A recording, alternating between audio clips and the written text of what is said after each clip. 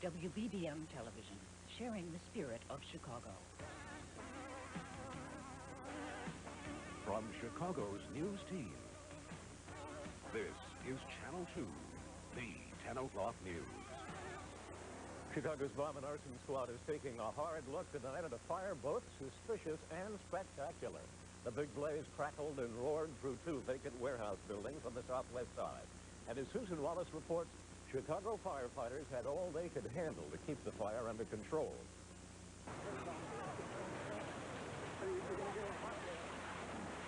Firefighters worked frantically to keep up with the flames. Within an hour, they had consumed the better part of two huge empty warehouses. It's listed right now as a suspicious fire because of the amount of fire that was in the buildings on the arrival of our first companies. 32 companies were called in. Many spent 2 hours trying to keep the fire from touching an active business next door. The White Stokes Company sits just a few feet from the burning building. This is a family business. We're very nervous about it. Employees of a nearby plant were ordered out of their offices when the fire started to spread. Well, we had to come out. I don't want to stay. I was glad to leave. But I'm stuck. I can't move the car.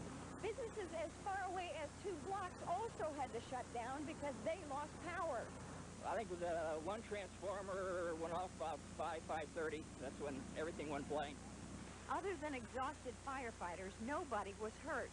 Even the White Stokes Company came out virtually unscathed. The wind shifted and it went away from us. It looks like we're going to be okay. It's just going to be a big cleanup job before we can get back to work. Tonight, fire investigators have their work cut out for them. They have to piece it back together to figure out the cause.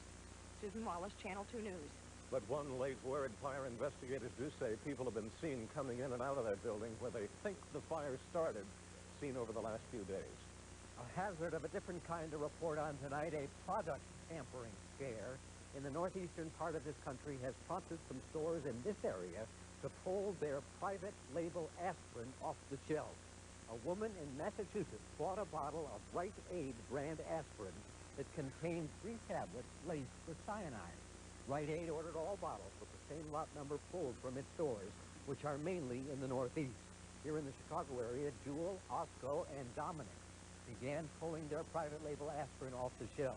And officials report the action is a precaution in case the local brand came from the same source as the Rite Aid aspirin. Mayor Washington's number crunchers have taken a close look at the city budget and their bottom line tonight. Big cuts in health care unless the city council passes a property tax increase. The administration says that drastic cuts are needed to help fill an $80 million hole in the city budget. Among the proposed cuts, 10 of 19 health clinics out, 6 of 19 mental health centers out, 2 of the clinics for treating sexually transmitted diseases out, and 1 of the city's tuberculosis control centers out as well.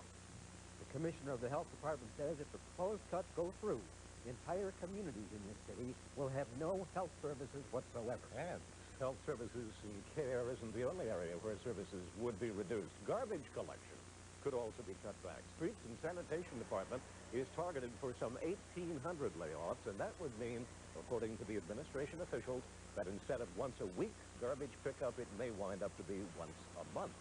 If the public is concerned about the service levels that it is to be provided, there, we would expect that they would be concerned, they would express those concerns to the aldermen and encourage them to do the appropriate thing. The appropriate thing, of course, would be to encourage the aldermen to increase those taxes. That threat is about as clear as you can get, but just how concerned are residents? We sent Lester Holt to a typical Chicago ward, and he asked homeowners what they think of having to choose between cuts in services or a hike in the taxes. The threat of a property tax hike rarely draws cheers from homeowners. This man's reaction to the middle-class 44th Ward is typical. Property taxes are already pretty high, and it's pretty hard to face, paying more money. Defeating a property tax increase may sound good to a lot of homeowners, but the budget balancing process in Chicago has created a double-edged sword. The other side being cuts in city services. And the effects of those cuts might be felt in your own backyard. Garbage pickups could be curtailed to once every 2 or 3 weeks.